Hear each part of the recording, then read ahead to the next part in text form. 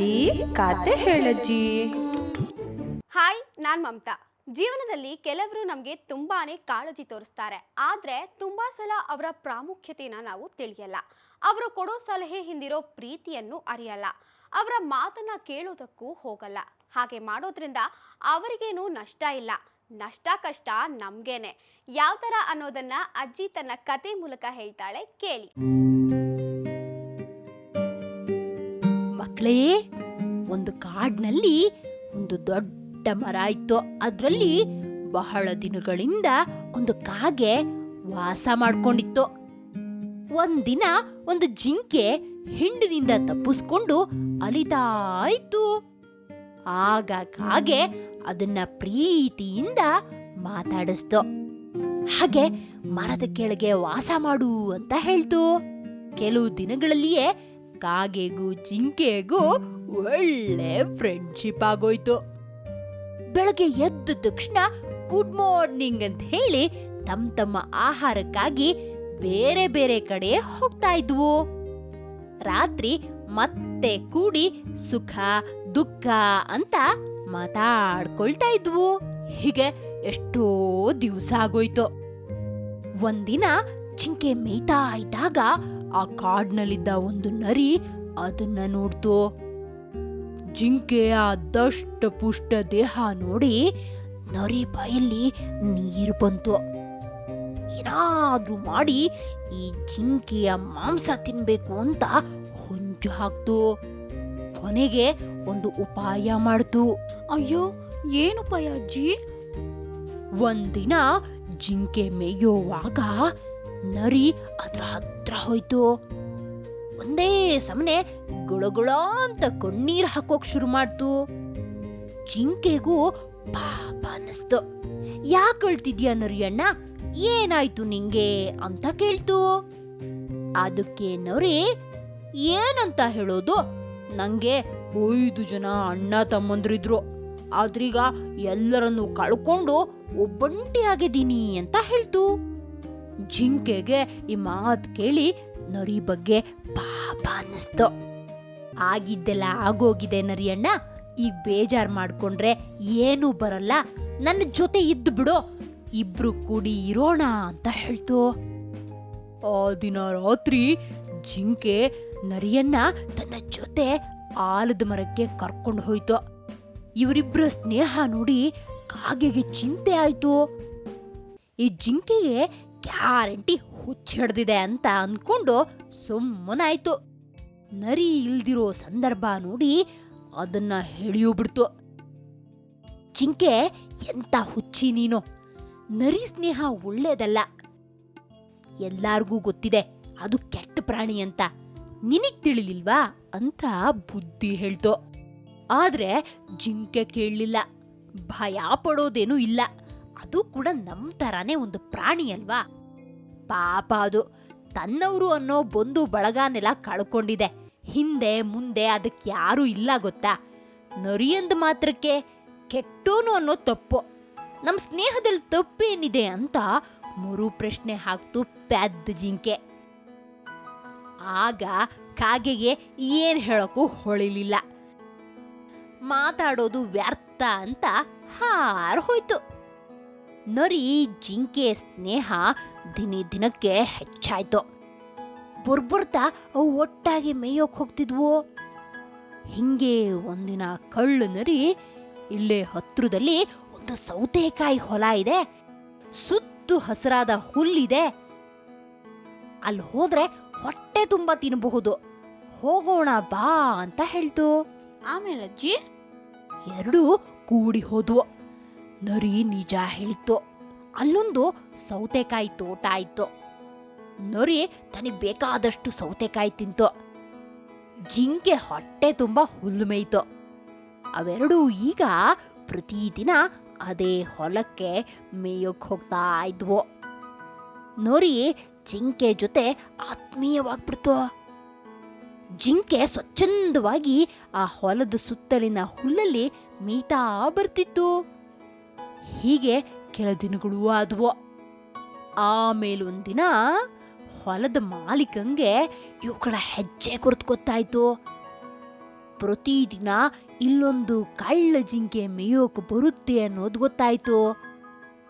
ಆತ ಒಂದಿನ ಜಿಂಕೆನ ಹಿಡಿಯೋದಕ್ಕೆ ಬಲೆ ಹಾಕ್ದ. ದಿನದಂತೆ ಜಿಗಿಯುತ್ತಾ ಬಂದ ಜಿಂಕೆ ಬಲೆಯಲ್ಲಿ ಸಿಕ್ಕಿಬಿಡ್ತು. ಅಯ್ಯೋ ಪಾಪ ಅಲ್ವಾ ಅಜ್ಜಿ? ಜಿಂಕೆ ಬಲೆಲ್ ಬಿದ್ದು ಒದ್ದಾಡೋದನ್ನ ನರಿ ಮರೆಯಲ್ಲಿ ನಿಂತ್ಕೊಂಡು ನೋಡ್ತಾ ಇತ್ತು. ಇಷ್ಟು ದಿನ ಹೊಂಚು ಹಾಕಿದ್ದಕ್ಕೆ ಇವತ್ತು ಫಲ ಸಿಕ್ತು ಅಂತ ಸಂತೋಷ ಪಡ್ತು. ಜಿಂಕೆ ಹತ್ರ ಹೋಗಿ ಬೇಜಾರಾದವ್ರ ಹಾಗೆ ನಟಿಸೋಕೆ ಶುರು ಮಾಡ್ತು.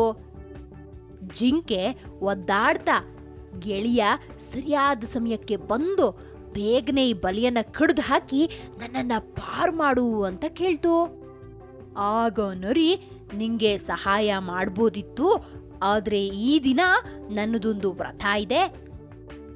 ನಾನು ಏನನ್ನೂ ಬಾಯಿಂದ ಕಚ್ಚೋ ಹಾಗಿಲ್ಲ. ನಾಳೆ ಬೆಳಗಾಗ್ಲಿ ಈ ಬಲೆ ಕಡ್ದು ಹಾಕಿ ನಿನ್ನನ್ನ ಪಾರ್ ಮಾಡ್ತೀನಿ ಅಂತ ಹೇಳಿ ನರಿ ಅಲ್ಲಿಂದ ಓಡ್ ಹೋಯ್ತು. ಪಕ್ಕದ ಒಂದು ಪೊದೆಲಿ ಅಡಕೊಂಡು ಜಿಂಕೆ ಒದ್ದಾಡಿ ಸಾಯೋದನ್ನೇ ಕಾಯ್ತಾ ಇತ್ತು. ಪಾಪ ಜಿಂಕೆ ಈ ಕಡೆ ಒದ್ದಾಡೋಕ್ ಶುರು ಮಾಡ್ತು. ಆ ದಿನ ರಾತ್ರಿ ಜಿಂಕೆ ಬರ್ದೇ ಇರೋದನ್ನ ನೋಡಿ ಕಾಗೆಗೆ ಆತಂಕ ಆಯ್ತು. ಬೆಳಗಿನ ತನಕ ಅದಕ್ಕೆ ನಿದ್ರೇನೇ ಇರಲಿಲ್ಲ. ಬೆಳಗ್ಗೆ ಎದ್ದು ಕೂಡ್ಲೆ ಅದು ಜಿಂಕೆನ ಹುಡುಕ್ತಾ ಹೋಯ್ತು. ಕೊನೆಗೆ ಜಿಂಕೆ ಬಲೆಯಲ್ಲಿ ಸಿಕ್ಕಿ ಬಿದ್ದು ದಣಿವಾದವ್ರ ರೀತಿ ಕಾಣಿಸ್ತು. ಅಲ್ಲೇ ಪಕ್ಕದಲ್ಲಿ ಮರದ ಹಿಂದೆ ಮರೆಯಲ್ಲಿ ನರಿ ಹೊಂಚು ಅಡಗಿ ಕುಳಿತದ್ದು ಕಂಡಿತು. ಆಗ ಕಾಗೆ ಜಿಂಕೆ ಬಳಿ ಬಂದು ಯಾಕೆ ಹೀಗಾಯ್ತು ಅಂತ ಕೇಳ್ತು. ಏನ್ ಹೇಳಿ ಕಾಗೆ ಅಣ್ಣ, ಆವತ್ತು ನಿನ್ನ ಮಾತನ್ನ ಕೇಳಿ ಈ ಟಕ್ ನರಿ ಸಹವಾಸ ಬಿಟ್ಟಿದ್ರೆ ನನಗೆ ಈ ಗತಿ ಬರ್ತಾ ಇರ್ಲಿಲ್ಲ. ಈಗೇನ್ ಮಾಡುವುದು ಅಂತ ಜಿಂಕೆ ತನ್ನ ಸಂಕಟ ಹೇಳ್ಕೊಳ್ತು. ಭಯ ಪಡ್ಬೇಡ, ನಾನೇನಾದ್ರೂ ಉಪಾಯ ಮಾಡ್ತೀನಿ. ನೀ ಸಾಯೋದನ್ನೇ ಕಾಯ್ತಾ ಆ ಟಕ್ ನರಿ ಇಲ್ಲೇ ಪೊದೆ ಮರೆಗೆ ಹೊಂಚಿಕೊಂಡು ಕೂತಿದೆ. ಆದ್ರೂ ನಾನೇನಾದ್ರೂ ಮಾಡಿ ನಿನ್ನನ್ನ ಕಾಪಾಡ್ತೀನಿ ಅಂತ ಅಭಯ ಕೊಡ್ತು. ಆವಾಗ್ಲೇ ದೂರದಲ್ಲಿ ರೈತ ಬರೋದ್ ಕಾಣಿಸ್ತು. ಆಗ ಕಾಗೆ ಒಂದು ಉಪಾಯ ಹೇಳ್ತು. ನೀನು ಹೊಟ್ಟೆ ಉಬ್ಬಿಸಿ ಕಾಲು ಸೆಟಿಸಿ ಸತ್ತವರ ಹಾಗೆ ಬಿದ್ಬಿಡು. ನೀನ್ ಹೇಗೂ ಸತ್ತಿದೀಯಲ್ಲ ಅಂತ ರೈತ ನಿನ್ನನ್ನ ಬಿಚ್ತಾನೆ. ಅದೇ ಸಮಯಕ್ಕೆ ನಾನು ಕಾಕಾ ಅಂತ ಕೂಗ್ತೀನಿ, ತಕ್ಷಣ ಎದ್ದವನೇ ಓಡ್ಬಿಡು ಅಂತ ಹೇಳಿ ಪಕ್ಕದ ಗಿಡದ ಮೇಲೆ ಹಾರಿ ಕೂತ್ಕೊಳ್ತು. ಜಿಂಕೆ ಸತ್ತ ಹಾಗೆ ಬಿತ್ಕೊಂಡಿತ್ತು. ರೈತ ಬಂದು ನೋಡಿ ಅದು ಸತ್ತಿದೆ ಅಂತ ತಿಳ್ಕೊಂಡು ಬಲೆ ಬಿಚ್ಚಿದ ಕೂಡ್ಲೆ ಕಾಗೆ ಕಾಕಾ ಅಂತು. ಜಿಂಕೆ ತಕ್ಷಣನೇ ಎದ್ದು ಓಡ್ತು. ಅದು ಓಡೋದನ್ನ ನೋಡಿದ ರೈತ, ಎಲ್ಲ ಕಳ್ಳ ಜಿಂಕೆ, ನನ್ಗೆ ಮೋಸ ಮಾಡ್ತೀಯಾ ಅಂತ ಹೇಳ್ದವನೇ ಕೈಯಲ್ಲಿದ್ದ ಕುಡುಗೋಲನ್ನ ಅದರ ಹತ್ರ ಬೀಸಿ ಎಸ್ದ. ಈ ಕಡೆ ಪೊದೆ ಮರೆಯಿಂದ ಹೊರಗ್ ಬರ್ತಾ ಇದ್ದ ನರಿಗೆ ಆ ಕುಡುಗೋಲ್ ತಾಗಿ ಅಲ್ಲೇ ಪ್ರಾಣ ಬಿಡ್ತು. ಮಕ್ಕಳೇ, ಈ ಕಥೆಯಿಂದ ನಾವು ತಿಳ್ಕೊಳ್ಳೋ ನೀತಿ ಏನಂದ್ರೆ, ಕೆಟ್ಟವರ ಸಂಗ ಮಾಡಿದ್ರೆ ನಮ್ಗೆ ಯಾವತ್ತೂ ಕೇಡು ಆಗತ್ತೆ ವಿನಃ ಒಳ್ಳೇದಾಗೋದಿಲ್ಲ. ಹಾಗೆ ನಮ್ಮ ಹಿತೈಷಿಗಳ ಮಾತನ್ನ ಕೇಳೋದ್ರಿಂದ ಅಪಾಯದ ಸಂದರ್ಭಗಳು ತೀರಾ ಕಡಿಮೆ. ನಮ್ಮವರು ನಮಗಾಗಿ ನೀಡೋ ಪ್ರೀತಿನ ನಾವು ಯಾವತ್ತೂ ಉಳಿಸ್ಕೋಬೇಕು. ಉಳಿತಾಯ ಅಂದ್ಕೂಡ್ಲೆ ಪಿಗ್ಗಿ ಬ್ಯಾಂಕ್ ನೆನಪಾಗೋಯ್ತು. ಸಾಕಷ್ಟು ಜನ ಹಣ ಉಳಿತಾಯ ಮಾಡೋಕೆ ಇದನ್ನ ಬಳಸ್ತಾರೆ. ಆದ್ರೆ ತುಂಬಾ ಜನರಿಗೆ ಇದು ಹೇಗ್ ಬಂತು ಅನ್ನೋದೇ ತಿಳಿದಿಲ್ಲ. ಹಾಗಾದ್ರೆ ಬನ್ನಿ ಪಿಗ್ಗಿ ಬ್ಯಾಂಕ್ ಇತಿಹಾಸ ನೋಡೋಣ. ಯಪ್ಪ, ಇವತ್ತು ನನ್ನ ಮಾನ ಮರ್ಯಾದೆ ಎಲ್ಲಾರ ಮುಂದೆ ಹರಾಜಾಗ್ತಿತ್ತು. Just miss. ಯಾಕೋ, ಏನಾಯ್ತೋ? ಹುಡುಗಿಗೆ ಲೈನ್ ಹಾಕುವಾಗ ಅವಳ ಡ್ಯಾಡಿ ಬಂದ್ಬಿಟ್ರಾ? ಇಲ್ಲ, ಇವತ್ತು ಪರ್ಸ್ನ ಮನೇಲೆ ಬಿಟ್ಟು ಹೋಗಿದ್ದೆ. ದುಡ್ಡು, ಬಸ್ ಪಾಸು ಎಲ್ಲ ಅದರಲ್ಲೇ ಇತ್ತು. ಅಯ್ಯೋ ಮಂಕೆ, ಆಮೇಲೇನ್ ಮಾಡ್ದೆ? ಬ್ಯಾಗಲ್ಲಿ ಒಂದಿಷ್ಟು ಚಿಲ್ರೆಗಳಿದ್ವು, ಅದು ಸಾಕಾಯ್ತು. ಅಬ್ಬಾ ನೋಡು, ಚಿಲ್ರೆ ಅಂತ ನೆಗ್ಲೆಕ್ಟ್ ಮಾಡೋ ಹಾಗೆ ಇಲ್ಲ. ಎಷ್ಟು ಉಪಯೋಗ ಆಯ್ತು. ನಾಳೆ ನಿಂಗೊಂದು ಪಿಗ್ಗಿ ಬ್ಯಾಂಕ್ ತಂದು ಕೊಡ್ತೀನಿ, ತುಂಬಾ ಯೂಸ್ ಆಗುತ್ತೆ. ಪಿಗ್ಗಿ ಬ್ಯಾಂಕ್ ಅಂದ್ರೆ? ನಿಂಗೆ ಅದು ಗೊತ್ತಿಲ್ವಾ? ಅದು ನಮ್ಮ ಜೊತೆಗೆ ಇರೋ ಬ್ಯಾಂಕ್. ನಾವೆಲ್ಲಿ ಹೋದ್ರೂ ಆ ಬ್ಯಾಂಕ್ನ ತಗೊಂಡೋಗ್ಬಹುದು. ಅದಕ್ಕೆ ಚಿಲ್ರೆ ಹುಂಡಿ ಅಂತಾರೆ. ಓ, ಐ ಗಾಟ್ ಇಟ್. ಹೇಗೆ ಅದು ಯೂಸ್ಫುಲ್ಲು? ನಾವೆಲ್ಲ ಚಿಲ್ರೆ ಅಂದ್ರೆ ಅಲಕ್ಷ್ಯ ಮಾಡ್ತೀವಿ, ಆದ್ರೆ ಆ ಚಿಲ್ರೆ ತುಂಬಾನೇ ಕೆಲ್ಸಕ್ಕೆ ಬರುತ್ತೆ. ಉಳಿತಾಯ ಮಾಡೋದ್ರಿಂದ ನಮ್ಗೆ ಕಷ್ಟ ಕಾಲದಲ್ಲಿ ಉಪಯೋಗ ಆಗುತ್ತೆ. ಇವತ್ತು ನಿಂಗಾದಂಗೆ. ಹೌದೌದು. ಈ ಪಿಗ್ಗಿ ಬ್ಯಾಂಕ್ಗಳು ಯಾವಾಗಿಂದ ಇದಾವೆ? ಅಯ್ಯೋ, ಈ ಪಿಗಿ ಬ್ಯಾಂಕ್ಗಳು ನಿನ್ನೆ ಮೊನ್ನೆ ಬಂದಿದ್ದಲ್ಲ. ಇದಕ್ಕೆ ತುಂಬಾ ವರ್ಷಗಳ ಇತಿಹಾಸ ಇದೆ. ಅಂದ್ರೆ 1500ನೇ ಇಸ್ವಿಯಿಂದ ಇದೆಯಂತೆ, ಗೊತ್ತಾ? ನಿಜಾನಾ? ಯಾರು ಯೂಸ್ ಮಾಡ್ತಾ ಇದ್ದಿದ್ದು? ರೋಮ್ ನಾಗರಿಕತೆ ಇತ್ತಲ್ಲ, ಆ ಕಾಲದಲ್ಲೇ ಜನ ಸಣ್ಣ ಉಳಿತಾಯ ಮಾಡೋಕೆ ಇದನ್ನ ಉಪಯೋಗ ಮಾಡ್ತಾ ಇದ್ರಂತೆ. ಅಬ್ಬಾ, ಇಂಟ್ರೆಸ್ಟಿಂಗ್. ಹಾಗೆ ಇದಕ್ಕೆ ಪಿಗ್ಗಿ ಬ್ಯಾಂಕ್ ಅಂತ ಯಾಕೆ ಕರೀತಾರೆ? ಆಗ ಮಣ್ಣಿನ ಹೂಜಿಗಳಿಗೆ ಅವರು ಪಿಗ್ ಅಂತ ಕರಿತಿದ್ರು. ಆಮೇಲೆ ಇಂಗ್ಲಿಷ್ ಭಾಷೆಯ ಪ್ರಭಾವದಿಂದ ಅವರು ಪಿಗ್ ಅಂದ್ರೆ ಹಂದಿ ಅಂತ ತಿಳಿದು ಅದರ ರೂಪನೇ ಕೊಡೋಕೆ ಶುರು ಮಾಡಿದ್ರು. ಮೊದಲು ತಯಾರು ಮಾಡಿದಾಗ ಹಂದಿ ತರಾನೇ ಇತ್ತಾ? ಇಲ್ಲ, ಮೊದಲು ಇದನ್ನ ತಯಾರು ಮಾಡಿದಾಗ ನಾರ್ಮಲ್ ಆಗಿ ಮಾಡಿದ್ರು. ಆದ್ರೆ ಕಲಾಕಾರರು ಅದರ ಮುಖನ ಹಂದಿ ತರ ಮಾಡಿದ್ರು. ಇದರಿಂದ ನೋಡೋಕ್ಕೂ ತುಂಬಾ ಫನ್ನಿ ಅಂತ ಅನ್ಸ್ತು, ಅಟ್ರಾಕ್ಟಿವ್ ಆಗಿ ಕಾಣಿಸ್ತಿತ್ತು. ಹಾಗೆ ಎಲ್ರಿಗೂ ನಾಣ್ಯಗಳನ್ನ ತಂದು ಹಾಕೋದು ಒಂಥರ ಮೋಜು ಅಂತ ಅನಿಸ್ತು. ಹಂದಿ ಮುಖ ಇರೋದಕ್ಕೆ ಪಿಗಿ ಬ್ಯಾಂಕ್ ಅಂತ ಹೆಸರು ಬಂತು. ನಿಜ, ಚಿಕ್ಕೋರಂತೂ ₹1 ಸಿಕ್ಕಿದ್ರು ಅದರಲ್ಲಿ ಹಾಕ್ತಾರೆ. ಹಾಗೆ ಪಿಗ್ಗಿ ಬ್ಯಾಂಕ್ಗೆ ಬೇರೆಲ್ಲ ಹೆಸರುಗಳಿದ್ಯಾ? ಹಾ, ಇದೆ. ಪಿಗ್ಗಿ ಬ್ಯಾಂಕ್ಗಳಿಗೆ ಮನಿ ಬಾಕ್ಸ್ ಹಾಗೆ ಪೆನ್ನಿ ಬ್ಯಾಂಕ್ ಅಂತಾನು ಕರೆಯೋ ರೂಢಿ ಇದೆ. ನೈಸ್. ತುಂಬಾ ಜನ ಉಪಯೋಗಿಸ್ತಾರೆ ಅಲ್ವಾ?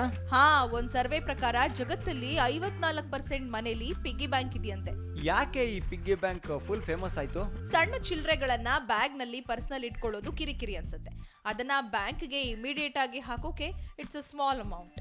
ಸೊ ಪಿಗ್ಗಿ ಬ್ಯಾಂಕ್ ಎಲ್ಲಾ ರೀತಿಯಿಂದಲೂ ಯೂಸ್ಫುಲ್ ಇದೆ. ಹಾಗೆ ನಮಗ್ ಬೇಕು ಅಂದಾಗ ಚಿಲ್ಡ್ರನ್ನ ತೆಗಿಬೋದು ಅಲ್ವಾ? ಇಲ್ಲ, ಆಗಲ್ಲ. ಪಿಗ್ಗಿ ಬ್ಯಾಂಕ್ ತುಂಬಿದ್ಮೇಲೆ ಅದನ್ನ ಒಡೆದು ಹಾಕ್ಬೇಕಷ್ಟೆ. ಒಂಥರ ಇದು ಬಾಳೆ ಮರ ಇದ್ದಂಗೆ, ಫಲ ಕೊಟ್ಮೇಲೆ ಯೂಸ್ ಆಗಲ್ಲ. ಓಹ್, ಯೂಸ್ ಅಂಡ್ ಥ್ರೋ ತರ. ಎಕ್ಸಾಕ್ಟ್ಲಿ. ಹಾಗೆ ಇವಾಗ ಮಾರ್ಕೆಟ್ ಅಲ್ಲಿ ಹಂದಿ ತರ ಇರೋ ಪಿಗ್ಗಿ ಬ್ಯಾಂಕ್ ಮಾತ್ರ ಸಿಗುತ್ತಾ ಅಥವಾ ಬೇರೆ ತರದ್ದು ಸಿಗುತ್ತಾ?